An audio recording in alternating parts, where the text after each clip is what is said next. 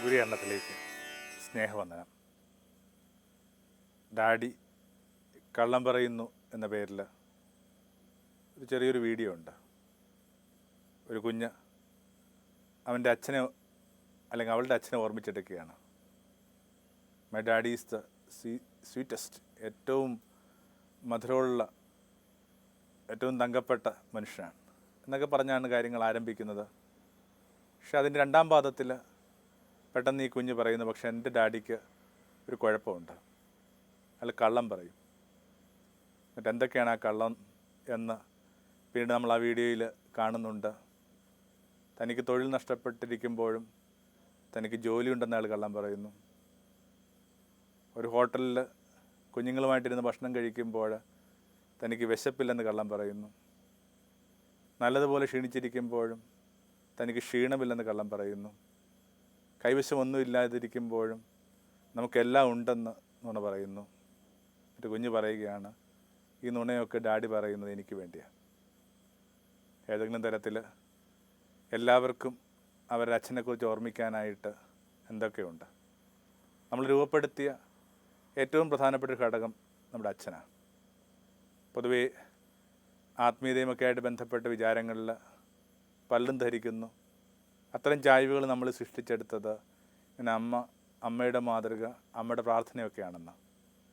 വലിയ അളവിൽ അത് കോൺട്രിബ്യൂട്ടിംഗ് ആയിട്ടൊരു ഘടകം തന്നെയാണ്. പക്ഷെ എന്നാലും കുറച്ചുകൂടി നന്നായിട്ട് നമ്മൾ പഠിക്കുമ്പോൾ, കുറച്ചുകൂടി നന്നായിട്ട് ആ കുഞ്ഞിൻ്റെ മനഃശാസ്ത്രം പഠിക്കുമ്പോൾ നമുക്ക് പിടുത്തം കിട്ടുന്നൊരു കാര്യമുണ്ട്. നിങ്ങളുടെ ആത്മീയമെന്നോ മഹിമയുണ്ടെന്നോ ഔന്നത്യമുണ്ടെന്ന് കരുതുന്ന സകലമാന ചായ്വുകളെയും സമീപനങ്ങളെയും രൂപപ്പെടുത്തിയെടുത്തത് വാസ്തവത്തിൽ അമ്മയായിരുന്നില്ല, മറിച്ച് അച്ഛനായിരുന്നു. കുറച്ച് കൃത്യമായിട്ട് പറഞ്ഞെന്നാൽ അമ്മ ഭൂമിയും അച്ഛൻ വിത്തുമായിരുന്നു. മണ്ണ് നല്ലതാണെങ്കിൽ സ്വാഭാവികമായിട്ട് കൂടുതൽ തളിർപ്പുകളുണ്ടാകും, കൂടുതൽ പൂക്കളുണ്ടാകും, കുറേ കൂടി മധുരമുള്ള പഴങ്ങളുണ്ടാകും. പക്ഷെ നിങ്ങൾ എന്തായിരിക്കുന്നുവെന്ന് ഏറ്റവും അടിസ്ഥാനപരമായിട്ട് നിശ്ചയിച്ചത് അച്ഛനെന്ന് പറയുന്ന വിത്താണ്. പലപ്പോഴും നമ്മൾ കാണാതെ പോകുന്നൊരു കാര്യം അതാണ്. നമ്മൾ പലപ്പോഴും അമ്മമാരെ ഒത്തിരി കാണുന്നു, അച്ഛനെ തീരെ കാണുന്നില്ല എന്നൊരു നിരീക്ഷണമുണ്ട്. അച്ഛനൊരിക്കലും തന്നെ ഒരിക്കലും വെളിപ്പെടുത്തുന്നില്ല. ഇങ്ങനെ ഒരു ചെറിയ പ്രായത്തിൽ കടന്നുപോയ ഒരു സ്നേഹിത അവളുടെ അച്ഛനെക്കുറിച്ച് എഴുതിയൊരു കുറിപ്പ് ഞാൻ എപ്പോഴും ഓർമ്മിക്കാറുണ്ട്. അച്ഛൻ ആലിപ്പഴം കണക്ക്. ശരിയാണ്, ഒരായുസ്സിൽ എത്ര പ്രാവശ്യം ആലിപ്പഴം വീഴുന്നത് നിങ്ങൾ കണ്ടിട്ടുണ്ടാവും? പരമാവധി 1-2 തവണ. എന്നാൽ അമ്മ ഇങ്ങനെ മഴ കണക്കാണ്. നമുക്കൊരു ധാരണയുണ്ട്. മിക്കവാറും എല്ലാ ഇടവേളകളിലും പെയ്യുന്ന നിലനിൽക്കുന്ന ആ ഒരു അനുഭവത്തിൻ്റെ പേരാണ് അമ്മ എന്ന് പറയുന്നത്. നമുക്ക് നല്ല ധാരണയുണ്ട് മഴക്കാലത്തെക്കുറിച്ച്. പക്ഷേ ആലിപ്പഴത്തെക്കുറിച്ച് കാര്യമായ വ്യക്തതയില്ല. വല്ലപ്പോഴും മാത്രമാണ് അയാൾ തന്നെ വെളിപ്പെടുത്തുന്നത്. എന്നിട്ടും ഒരുപക്ഷെ ഒരായുസ്സിൽ നമ്മൾ ഏറ്റവും സ്നേഹമുള്ള ഓർമ്മയായിട്ട് കൊണ്ട് നടക്കുന്നതും ഏറ്റവും തപിപ്പിക്കുന്ന ഓർമ്മയായിട്ട് കൊണ്ട് നടക്കുന്നതുമൊക്കെ ആ 1-2 അച്ഛൻ തന്നെ വെളിപ്പെടുത്തിയ നിമിഷങ്ങളാണ്. കുറച്ച് നിസ്സഹായത അനുഭവിക്കുന്നത് കൊണ്ട് പലപ്പോഴും അച്ഛന്മാർ അവരുടെ ആ നിസ്സഹായതയെ ക്രോധം കൊണ്ടോ പരുക്കൻ ജീവിതഭാവങ്ങൾ കൊണ്ടോ ഒക്കെ എന്നെ മറച്ചു പിടിക്കാനായിട്ട് ശ്രമിച്ചിട്ടുണ്ട്. അതുകൊണ്ട് നമുക്ക് തീരെ പിടുത്തം കിട്ടാതെ നമ്മുടെ അച്ഛൻ കടന്നു പോകുന്നു. നമുക്ക് കാര്യങ്ങൾ കുറച്ച് പിടുത്തം കിട്ടുമ്പോഴേക്കും നമുക്കൊന്ന് ഏറ്റുപറയാൻ പോലും ഒരു സമയം തരാതെ അവരിങ്ങനെ ചിത്രത്തിൽ നിന്ന് പതുക്കെ മാഞ്ഞു പോകുന്നു. മാർച്ച് 19 എനിക്ക് തോന്നുന്നു സെൻറ്റ് ജോസഫുമായി ബന്ധപ്പെട്ട വിചാരങ്ങളിൽ ഏറ്റവും നന്നായിട്ട് ധ്യാനിക്കേണ്ടത് അവനവൻ്റെ തന്നെ അച്ഛനെക്കുറിച്ചാണ്. കാരണം മിക്കവാറും എന്നെ കേട്ടുകൊണ്ടിരിക്കുന്ന എല്ലാവർക്കും തന്നെ സ്വന്തം അച്ഛനെക്കുറിച്ച് അത് പറയാനുള്ള ബലമുണ്ടെന്ന് ഞാൻ വിചാരിക്കുന്നു. നീതിമാനായ അച്ഛൻ. അപ്പം മരിക്കുന്നത് ഒരു 2 മാസം മുമ്പാണ്. അപ്പൻ്റെ ജീവിതത്തെ എങ്ങനെയാണ് മക്കളെന്ന നിലയിൽ ഞങ്ങൾക്ക് ചുരുക്കി എഴുതാൻ പറ്റുക? അത് എത്രയോ കാലം മുമ്പ് വേദപുസ്തകം ചുരുക്കി എഴുതിയ ഒരു കാര്യത്തിൻ്റെ തന്നെ മാറ്റിൽ തന്നെയാണ്. വേദപുസ്തകം നല്ലൊരു മനുഷ്യനെക്കുറിച്ച് എപ്പോഴും പറയുന്നൊരു കാര്യം ഇതാണ്, അയാൾ നീതിമാനായിരുന്നു. ആ കുഞ്ഞു വാക്കിൻ്റെ ചെപ്പിനകത്ത് ഒത്തിരി സുഹൃതങ്ങൾ ഒളിച്ചു വെച്ചിട്ടുണ്ട്, അല്ലെങ്കിൽ ഒളിപ്പിച്ച് വെച്ചിട്ടുണ്ട്. ഒരു മനുഷ്യനെക്കുറിച്ച് വോളിയങ്ങൾ സംസാരിക്കാവുന്ന കാര്യങ്ങളൊക്കെ ആ വാക്കിനകത്താണ് വേദപുസ്തകം കരുതി വെക്കുക. അയാൾ നീതിമാനായിരുന്നു.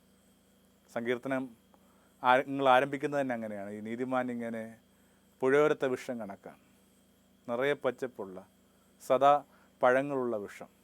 എത്രയോ കാലത്തിനപ്പുറത്ത് നിന്നുകൊണ്ട് ഒരു മരപ്പണിക്കാരൻ നമ്മുടെ സ്മൃതിയിലേക്ക് വരുമ്പോൾ ആ 1-ാം സങ്കീർത്തനത്തിൻ്റെ ആവർത്തനം തന്നെയാണ് നമുക്ക് അനുഭവപ്പെടുക. നിറയെ പച്ചപ്പുള്ള ആ പഴങ്ങളുള്ള ഇങ്ങനെ ഒരിക്കലും വാടാത്ത ഒരു വൃക്ഷം കണക്ക് ഒരാൾ. കാലാകാലങ്ങളായിട്ട് ജോസഫുമായി ബന്ധപ്പെട്ട് പറയുന്ന ഒരു പാരമ്പര്യ കഥയുണ്ട്. മേരിയുടെ വർണ്ണം കണ്ടുപിടിക്കാനുള്ള ശ്രമത്തിനിടയിലായിരുന്നു അത്.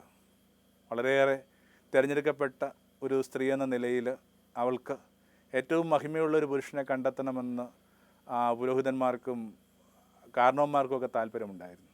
അതിന് അവർ കണ്ടെത്തിയ മാർഗം ഇങ്ങനെ കുറേ ഉണക്കച്ചില്ലകൾ ഈ പെൺകുട്ടിയെ തങ്ങളുടെ ജീവിതത്തിലേക്ക് സഖിയാക്കാൻ വേണ്ടി കാക്ഷിക്കുന്ന ചെറുപ്പക്കാരെ കൈവശം കൊടുക്കാനുള്ള. എന്നിട്ടോ ജോസഫ് എന്ന് പറയുന്ന ആ മരപ്പണിക്കാരൻ ആ ഉണക്കക്കമ്പ് കയ്യിലെടുക്കുമ്പോഴേക്കും അതിങ്ങനെ പൂവിടുകയാണ്. എന്തൊരു വല്ലാത്തൊരു മെറ്റഫറാണിത്. ഇത് വേദപുസ്തകത്തിൽ എങ്ങും ഇത് പറയുന്നില്ല. ഇതൊരു മിത്തെന്നൊക്കെ വിശേഷിപ്പിക്കാവുന്ന വിധത്തിൽ ഈ പറഞ്ഞ് പഴകിയ കഥയാണ്. പക്ഷെ എപ്പോഴും ഓർമ്മിക്കണം, ഇത്തരം കഥകൾക്ക് എപ്പോഴും ചില അടിസ്ഥാനപരമായ ചില ബലങ്ങളുണ്ട്.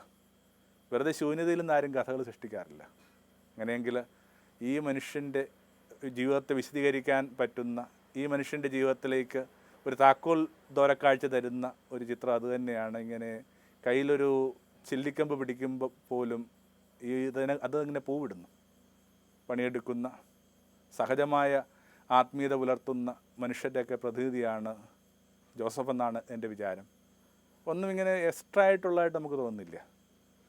ഭാരതീയ പാരമ്പര്യങ്ങളിൽ ഈ രാജയോഗ എന്ന് പറയുന്ന ആ വലിയ യോഗ പാരമ്പര്യത്തിൽ നിന്ന് തന്നെ സഹജാത്മ്യം എന്ന് പറഞ്ഞൊരു ഭാവം രൂപപ്പെട്ടിട്ടുണ്ട്. കാരണം അതിനകത്ത് ഈ മെഡിറ്റേഷൻ എന്ന് പറയുന്നത്, ധ്യാനം എന്ന് പറയുന്നതിലേക്ക് എത്താനായിട്ട് കുറേ അധികം ചുവടുകളുണ്ട്. എൻ്റെ ഓർമ്മ ശരിയാണെങ്കിൽ ഒരു 7 ചുവടുകളോ 8 ചുവടുകളോ ഒക്കെ ഉണ്ട്. ഇത്തരം ചുവടുകളെയൊക്കെ ഇങ്ങനെ ബൈപ്പാസ് ചെയ്തുകൊണ്ട് ഒരാൾ വളരെ സ്വാഭാവികമായിട്ട് ധ്യാനത്തിലേക്ക് പ്രവേശിക്കുന്ന ഒരു ശിക്ഷണ രീതി, ഒരു ബോധന രീതിയിലൊക്കെ പേരാണ് ഈ സഹജാത്മ്യം എന്ന് പറയുന്നത്. അതുമായി ബന്ധപ്പെട്ട മെഡിറ്റേഷൻ സെൻറ്റേഴ്സൊക്കെ ഉണ്ട്. അതിങ്ങനെ വളരെ സ്വാഭാവികമായിട്ട് സംഭവിക്കുന്ന ഒരു ആത്മീയതയുണ്ട്. പണിയെടുക്കുന്ന, അലയുന്ന, ജീവിതത്തിൻ്റെ ഓരോ പ്രതിസന്ധികളിൽ ഉലഞ്ഞു പോകുന്ന മനുഷ്യർക്ക് താനേ രൂപപ്പെടുന്നൊരു ആത്മീയത. എല്ലാ ഘടകങ്ങളും ഉണ്ട്. അതിനകത്ത് അവർ ജീവിതത്തിൻ്റെ എല്ലാ ഭാവങ്ങളിലൂടെയും കടന്നു പോകുന്നുണ്ട്.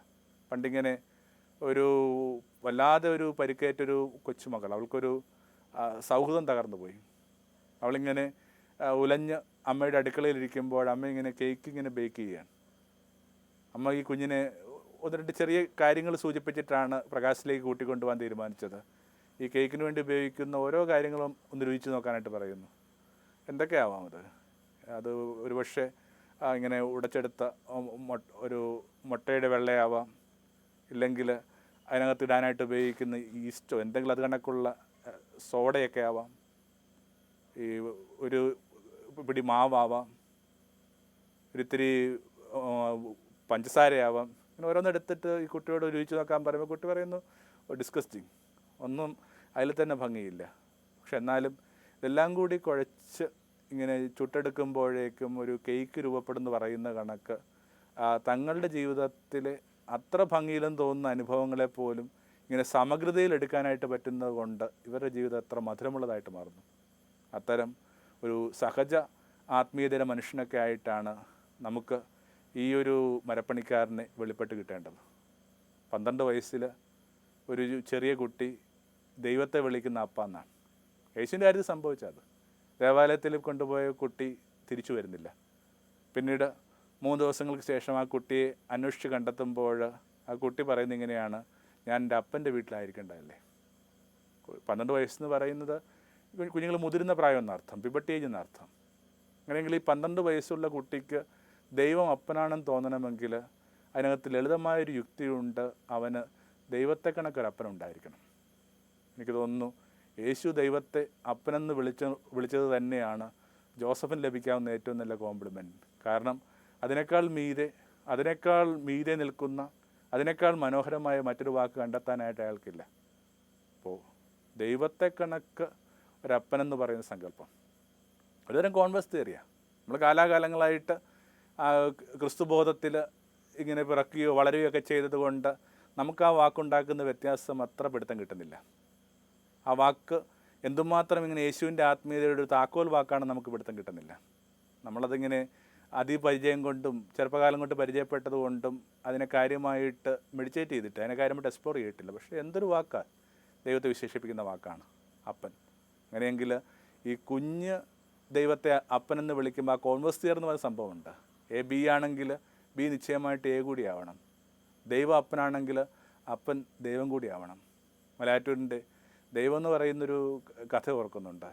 ഇങ്ങനൊരു വീടിനകത്തെ ഒരു ചെറിയ അടിയാനെന്ന് വിശേഷിപ്പിക്കാവുന്ന വിധത്തിൽ ജീവിക്കേണ്ടി വരുന്ന ഒരാൾ, അയാൾക്കൊരു മകനുണ്ട്. അവന് ഒരു പന്ത് വേണമെന്നൊക്കെ പറഞ്ഞിട്ട് ഇയാളൊരു പന്ത് നല്ല ബുദ്ധിമുട്ടി തന്നെ, പഴയ കാലമാണ്, കൃത്യമായിട്ട് അവന് വാങ്ങിക്കൊടുക്കുന്നു. പക്ഷെ ആ പന്ത് വീട്ടിലെ ജന്മി അല്ലെങ്കിൽ ആ വീട്ടിലെ മുതലാളിയുടെ മകൻ അവൻ്റേതാണെന്ന് പറയുകയും ഈ പന്ത് വാങ്ങാനായിട്ട് ചെന്നുപോയ കുട്ടിയെ പരിഹസിക്കുകയും അപമാനിക്കുകയും അത് ചോദിക്കാൻ ചെന്നുപോയ അപ്പനെയും വല്ലാതെ അവഹേളിക്കുന്നുണ്ട്.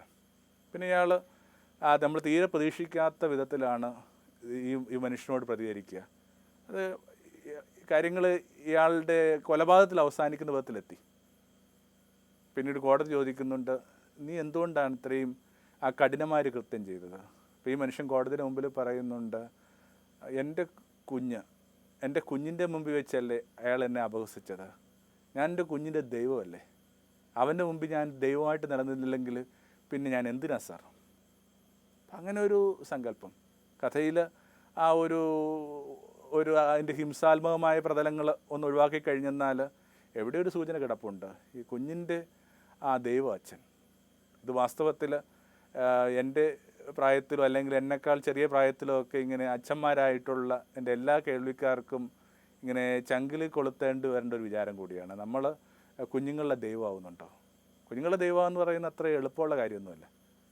ഒത്തിരി കാര്യങ്ങൾ വേണ്ടെന്ന് വെക്കുമ്പോൾ, ഒത്തിരി കാര്യങ്ങളിലേക്ക് മനസ്സ് ഏകാഗ്രമാകുമ്പോൾ, ഒത്തിരി വിശാലമാകുമ്പോഴൊക്കെ കൊടുക്കാവുന്ന മഹിമയുള്ള മനുഷ്യ കൊടുക്കേണ്ടി വരുന്ന വാക്കാണ് ദൈവം കണക്ക് മനുഷ്യൻ എന്ന് പറയുന്നത്. അതിന് നമുക്ക് അർഹതയുണ്ടോ? മുമ്പൊരിക്കൽ പരാമർശിച്ചതാണെങ്കിലും ഈ പശ്ചാത്തലത്തിൽ അതിൻ്റെ ഒരു പ്രസക്തി ഉണ്ടെന്ന് ഞാൻ കരുതുന്നു. ഇങ്ങനെ എനിക്കൊരു വളരെ അടുപ്പമുള്ള ജ്യേഷ്ഠ സഹോദരൻ എന്ന് വിശേഷിപ്പിക്കാവുന്നൊരു വ്യക്തിയുണ്ട്. അദ്ദേഹത്തിൻ്റെ അച്ഛൻ ശില്പിയായിരുന്നു, ചിത്രകാരനായിരുന്നു. പ്രശ്നമുണ്ട്, നന്നായിട്ട് പുകവലിക്കും. അതൊരു തരം നമ്മുടെ ഭാഷയിൽ ഒരു തരം ചെയിൻ സ്മോക്ക് എന്ന് വിശേഷിപ്പിക്കാവുന്ന വിധത്തിലുള്ള പുകവലിയാണ്. എന്നിട്ടോ ഒരു ദിവസം തൻ്റെ കുട്ടി പിറന്നു എന്ന് അറിയുമ്പോൾ നേരെ വന്നിട്ട് ആശുപത്രിയിൽ വന്നിട്ട് ഈ കുഞ്ഞിൻ്റെ അരിയിൽ ഇരിക്കുന്ന അല്ലെങ്കിൽ ചേർന്ന് കിടക്കുന്ന അമ്മയോട് പറഞ്ഞു, ഞാൻ ഇന്നോട്ട് എൻ്റെ ഈ പുകവലി നിർത്താൻ പോവുകയാണ്. കാരണം ഇവൻ ഒരാൺകുട്ടി എന്ന നിലയിൽ വളർന്ന് വലുതാകുമ്പോൾ ഇവനോട് വലിക്കണ്ടെന്ന് പറയാനുള്ള ധൈര്യം കിട്ടണമെങ്കിൽ ഞാനിതിപ്പോൾ കളഞ്ഞേ പറ്റൂ. ആ ധൈര്യത്തിന് വേണ്ടി ഇത്രയും തനിക്ക് പ്രിയപ്പെട്ടതെന്ന് കരുതിയ ഒരു ശീലത്തെ ഈ മനുഷ്യൻ ഇങ്ങനെ വേണ്ടെന്ന് വെക്കുക. മനുഷ്യരിങ്ങനെ തങ്ങളുടെ കുഞ്ഞുങ്ങളുടെ ദൈവമാകാനുള്ള ശ്രമത്തിൽ എന്തൊക്കെ കാര്യങ്ങളാണ് വേണ്ടെന്ന് വെച്ചിട്ടുള്ളത്. നമ്മുടെ ഒരു ചെറുപ്പത്തിൻ്റെയൊക്കെ ഒരു അപക്വത കൊണ്ടായിരിക്കണം നമുക്കെന്തോ അത്തരം ചില പ്രകാശങ്ങൾ, നമ്മുടെ കാരണവന്മാർ കൊണ്ടുള്ള പ്രകാശങ്ങൾ എന്തുകൊണ്ടോ കിട്ടാതെ പോയി. തച്ചൻ്റെ മകനെന്നാണ് നസ്രത്തിലെ യേശുവിനെ അവൻ്റെ കാലം വിശേഷിപ്പിച്ചത്. ആ ഒരു വാക്കിലൂടെ എല്ലാ കാലത്തിലേക്കും ഈ തച്ചൻ അനുസ്മരിക്കപ്പെടുന്നു. എന്തോ അങ്ങനെയാണ് യേശുവുമായി ബന്ധമുള്ള കാര്യങ്ങൾ വിസ്മൃതിയിലാവുക എന്ന് പറയുന്നത് അത്ര എളുപ്പമല്ല. അത് അസാധ്യമാണ്. കാരണം അത്രയും കാലത്തിലേക്ക് നീണ്ടു നിൽക്കുന്ന ഒരാളായതുകൊണ്ട് ചെറുതോ വലുതോ അയാളുടെ ജീവിതവുമായി ബന്ധപ്പെട്ട് നിൽക്കുന്ന എല്ലാ വ്യക്തികൾക്കും കാലാതീതമായൊരു നിലനിൽപ്പുണ്ട്. അങ്ങനെയാണ് ഏതോ നൂറ്റാണ്ടിലൊരു മരപ്പണിക്കാരൻ്റെ ഓർമ്മകൾക്ക് മുമ്പിൽ നമ്മളിങ്ങനെ പ്രാർത്ഥനാപൂർവ്വം നിൽക്കുക.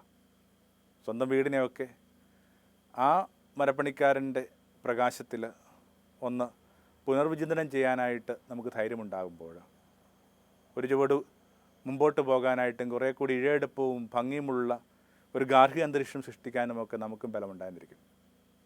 ഒരു നൂറ്റാണ്ടിൻ്റെ പഴക്കേ ഉള്ളൂ ആ പ്രശസ്തമായ ആ കൃതി വന്നിട്ട്, ഇബ്സൻ്റെ പാവവീട്.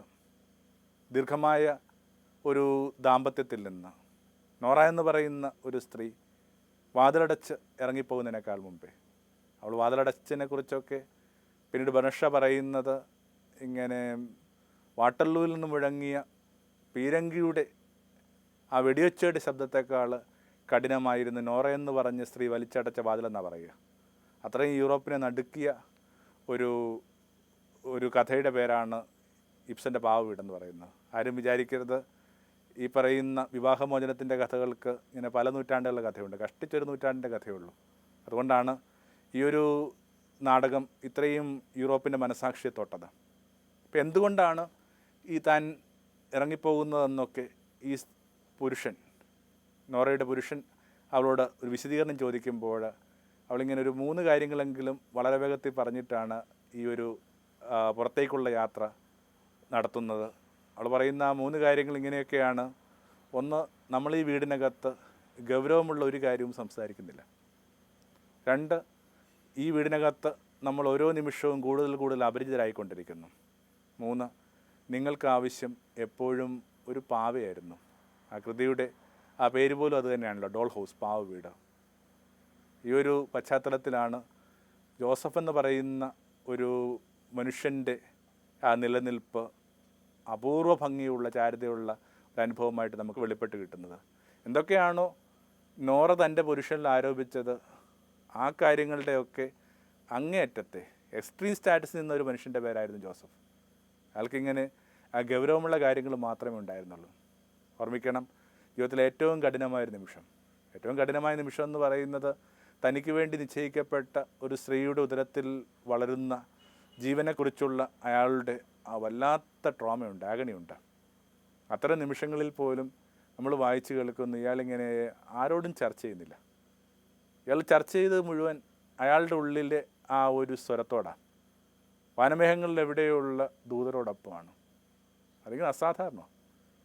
അവരിലേക്ക് തിരിയുന്നതിന് പകരമായിട്ട്, ഉന്നതങ്ങളിലേക്ക് മെഴിയുയർത്തി ചിന്തിക്കുന്നതിന് പകരമായിട്ട് അയാൾ തൻ്റെ സ്നേഹിതരോടോ ചർച്ചക്കാരോടൊക്കെ ഈ വിഷയം ചർച്ച ചെയ്തിരുന്നെങ്കിൽ ഏറ്റവും എളുപ്പത്തിൽ ലഭിക്കാവുന്ന മറുപടി ഇത്രയേ ഉള്ളൂ: അവളെ വിട്ടുകളയുക. എന്ത് കാരണം കൊണ്ടാണ് അവൾ നിൻ്റെ ജീവിതത്തിലേക്ക് സ്വീകരിക്കേണ്ടി വരിക? എന്നാൽ ഈ മനുഷ്യൻ ഇങ്ങനെ കുറേ കൂടി ഉന്നതങ്ങളുമായിട്ട് ചർച്ച ചെയ്യാനായിട്ട്, സംഭാഷണത്തിൽ ഏർപ്പെടാനായിട്ട് തീരുമാനിച്ചു. ജോസഫ് ഉറക്കത്തിൽ കണ്ട സ്വപ്നം എന്ന നിലയിലൊക്കെയാണ് വേദപുസ്തകം അതിനെക്കുറിച്ച് പറയുന്നത്. പക്ഷെ നിങ്ങൾ വിചാരിക്കുന്നുണ്ടോ ഇത്തരം കഠിനമായ ഒരു അനുഭവത്തിലൂടെ കടന്നു പോകുന്നൊരു മനുഷ്യന് സുഖമായിട്ട് ഉറങ്ങാനും ആ ഉറക്കത്തിൽ സ്വപ്നത്തിലേക്ക് പ്രവേശിക്കാനും ഒക്കെ പറ്റുന്നത്? മിക്കവാറും ഈ വേദപുസ്തകമൊക്കെ കുറച്ച് പോയറ്റിക്കായിട്ട് സമീപിക്കുന്നവർ പറയുന്നത് അയാളിങ്ങനെ ദൈവവുമായിട്ട് ഇങ്ങനെ സംഭാഷണത്തിൽ ഏർപ്പെടാൻ ശ്രമിക്കുകയായിരുന്നു. അയാളുടെ മെഡിറ്റേഷനിൽ അയാൾക്ക് ലഭിക്കുന്ന ശബ്ദമാണിത്: നീ ഇവളെ സംശയിക്കണ്ട, നീ ഇവളെ സ്വീകരിക്കുക. തെളിഞ്ഞും മറഞ്ഞുമൊക്കെ ഒത്തിരി സംശയത്തിൻ്റെ കഥകൾ നമുക്ക് ചുറ്റും നമ്മൾ കേൾക്കുന്നുണ്ട്. ഇന്ന് നമുക്ക് ലഭിക്കുന്ന ഒരു സ്വാതന്ത്ര്യവും ഒരുപക്ഷെ സ്ത്രീകൾക്ക് ലഭിക്കുന്ന ആ പുതിയ ഒരു സാമൂഹ്യ ബോധവുമൊക്കെ പല കാരണങ്ങൾ കൊണ്ട് അവർ ഇടപെടലുകളെയും നിലനിൽപ്പുകളെയും ഒക്കെ ഇങ്ങനെ സംശയദൃഷ്ടിയോട് വീക്ഷിക്കാനായിട്ട് നമ്മുടെ കാലത്തെ പ്രേരിപ്പിക്കുന്നുണ്ട്. അവളുടെ പുരുഷന് മാത്രമല്ല, സമൂഹത്തിന് മുഴുവനായിട്ട് അങ്ങനെ സംശയത്തിൻ്റെ എന്നൊക്കെ വിശേഷിപ്പിക്കാവുന്ന ഒതല്ലോ സിൻഡ്രോം എന്നൊക്കെ അതിനെ പറയുന്നു. ഒതല്ലോ സിൻഡ്രോം എന്ന് പറയുന്നൊരു അനുഭവം രൂപപ്പെട്ടിരിക്കുക. എത്ര ഹീനമായിട്ടൊക്കെയാണ് മനുഷ്യർ സങ്കല്പങ്ങൾ പോവുക. അവളെ സംശയിക്കാതിരിക്കുക എന്നുള്ള ഒരൊറ്റ മൊഴിക്ക് നമ്മുടെ കാലത്തിൽ എന്തുമാത്രം മുഴക്കമുള്ളത്. അവളെ സംശയിക്കാതിരിക്കുക. എൻ്റെ ജീവൻ്റെ ഭാഗമായിട്ടുള്ള എനിക്ക് ഏറ്റവും ഉത്തരവാദിത്തമുള്ള ഒരു വ്യക്തിയെ സംശയിക്കുക എന്ന് പറയുന്നതിനേക്കാൾ കഠിനമായിട്ട് ഹീനമായിട്ട് എന്താ ഉള്ളത്? എന്നിട്ടും അത്തരം സംശയത്തിൻ്റെ നെരിപ്പോടിൽ നമ്മുടെ ഒത്തിരി പാവപ്പെട്ട ഒത്തിരി സാധുക്കളായ ജന്മങ്ങൾ വല്ലാതെ വിഷമിക്കുകയും തകർന്നു പോവുകയും ചെയ്യുന്നൊരു കാലം കൂടിയായത്. Think favourably for her. അത് നിശ്ചയമായിട്ട് ഇങ്ങനെ സ്വർഗം പറഞ്ഞു കൊടുക്കുന്നൊരു കാര്യമാണ്. അവൾക്ക് വേണ്ടി ചിന്തിക്കുക, അത് വളരെ പ്രധാനപ്പെട്ടതാണ്. അപ്പം ഇങ്ങനെ ഈ ചെറിയ കാര്യങ്ങളിലല്ലായിരുന്നു ഈ മനുഷ്യൻ്റെ നിലനിൽപ്പ്. പിന്നെ സ്വാഭാവികമായിട്ട് ഒടുവിൽ പറയുന്നൊരു ആരോപണമുണ്ടല്ലോ, നിങ്ങൾക്കൊരു കളിപ്പാവയായിരുന്നു ആവശ്യം. അയാൾ ഒന്നിൻ്റെയും മീതെ ശടിച്ചിട്ടില്ല, ഒന്നിൻ്റെയും മീതെ അസേർട്ടീവായിട്ടില്ല. പഴയ നിയമത്തിലെ ജോസഫും പുതിയ നിയമത്തിലെ ജോസഫും തമ്മിൽ ചില സാമ്യങ്ങളൊക്കെ ഉണ്ട്. അതിങ്ങനെ സ്വപ്നങ്ങളിലൂടെ വെളിപ്പെട്ട് കിട്ടിയ ദൈവസ്വരത്തിൻ്റെയൊക്കെ സാമ്യമാണ്. പക്ഷേ തീരെ സാമ്യമില്ലാത്തൊരു ഘടകം, പഴയ നിയമത്തിലെ ജോസഫ് വളരെ അസേർട്ടീവായിരുന്നു. അല്ലെങ്കിൽ എല്ലാ കാര്യങ്ങളും തൻ്റെ ചൊൽപ്പടിയിൽ കൊണ്ടുവരുന്നുണ്ട്, എല്ലായിടത്തും തൻ്റെ മുദ്ര പതിയാനായിട്ട് ആഗ്രഹിക്കുന്നുണ്ട്, ഒരു കല്ലിനകത്ത് പോലും തൻ്റെ സ്മരണ ഉണ്ടാവണമെന്ന് വിചാരിക്കുന്നുണ്ട്. എന്നാൽ ഈ മനുഷ്യൻ ഇങ്ങനെ എങ്ങും നിലനിൽക്കാൻ ആഗ്രഹിച്ചിട്ടില്ല. ഇങ്ങനെ ആകാശത്തൂടെ കടന്നു പോകുന്ന കിളികൾ ഇങ്ങനെ ആകാശത്ത് ബ്രഷ് സ്ട്രോക്സ് കൊടുക്കാത്ത കണക്ക്, പുഴയിലെ മീനുകൾ ഓളങ്ങൾ സൃഷ്ടിക്കാത്ത കണക്ക് ഈ മനുഷ്യൻ യാതൊരു അടയാളവും കൊടുക്കാതെ ഇങ്ങനെ കടന്നു പോയി. അയാൾ ഒന്നിനോട് ശടിച്ചിട്ടില്ല. അയാൾ എല്ലാവർക്കും വേണ്ടി ചിന്തിക്കാനുള്ള ശ്രമമായിരുന്നു. ഒരുപക്ഷെ ഇത്തരം ചില സമീപനങ്ങളിൽ നിന്നാണ് യേശുവിൻ്റെ നീതിബോധം രൂപപ്പെട്ടത്. വർഷങ്ങൾക്ക് ശേഷം തൻ്റെ മുമ്പിൽ ഒരു സ്ത്രീയെ ഇങ്ങനെ ആൾക്കൂട്ടം വധിക്കപ്പെടാൻ അർഹതയുള്ളവളെന്ന് പറഞ്ഞ് മുമ്പിലേക്ക് തള്ളി ഇടുമ്പോൾ നിശ്ചയമായിട്ടും യേശു പറഞ്ഞ കാര്യങ്ങൾക്കകത്ത് ജോസഫ് ചെയ്ത കാര്യത്തിൻ്റെ ആവർത്തനവോ തുടർച്ചയോ അതേ കാര്യത്തിൻ്റെ തന്നെ തിടംവെച്ച അനുഭവമൊക്കെ നമുക്ക് വെളിപ്പെട്ട് കിട്ടുന്നുണ്ട്. പണ്ട് ഒരു 10-30 വർഷം മുമ്പ് ഇത് കണക്ക് സംശയത്തിന് വിധേയപ്പെട്ട ഒരു സ്ത്രീയോട് അന്നത്തെ ആചാരങ്ങളനുസരിച്ചിട്ട് ചില കാര്യങ്ങളിൽ ജോസഫ് എന്ന് പറയുന്ന അച്ഛൻ ഏർപ്പെട്ടിരുന്നെങ്കിൽ പിന്നെ മേരി ഉണ്ടാവില്ല, ജോസഫ് ഉണ്ടാവില്ല. ഒരു 3 പതിറ്റാണ്ട് കഴിയുമ്പോൾ തൻ്റെ മുമ്പിൽ നിൽക്കുന്ന ആ സ്ത്രീയോട് എങ്ങനെ കുലീനമായിട്ട് വർത്തിക്കണമെന്ന്, എങ്ങനെ അവൾക്ക് വേണ്ടി സംസാരിക്കണമെന്നൊക്കെ ആ ചെറിയ യേശുവിനെ പഠിപ്പിച്ചത് നിശ്ചയമായിട്ടും ജോസഫിനെക്കുറിച്ച് ഒരുപക്ഷെ എവിടെ നിന്നോ കേട്ട കഥകൾ, മേരി തന്നെ ആയിരിക്കും ആ കഥകൾ പറഞ്ഞു കൊടുത്തിട്ടുണ്ടാവുക. നിശ്ചയമായിട്ടും അതിൻ്റെ പിന്നിൽ അത്തരം കഥകളുണ്ടാകും. എനിക്ക് ചിലപ്പോൾ തോന്നുന്നു അമ്മ മേരിയെ വിശേഷിപ്പിച്ച വാക്ക് തന്നെയാണ് തൻ്റെ മുമ്പിലേക്ക് ഇങ്ങനെ ആൾക്കൂട്ടം തള്ളിയിട്ട് ആ സ്ത്രീയെ യേശു വിശേഷിപ്പിക്കുന്നുള്ളതൊക്കെ ശ്രദ്ധിച്ചാൽ നല്ലതായിരിക്കും. സ്ത്രീയെ അപ്പോൾ അപ്പം കൊടുത്ത നീതിബോധത്തിൽ നിന്ന് മനുഷ്യർ മുമ്പോട്ട് പോകുന്നു.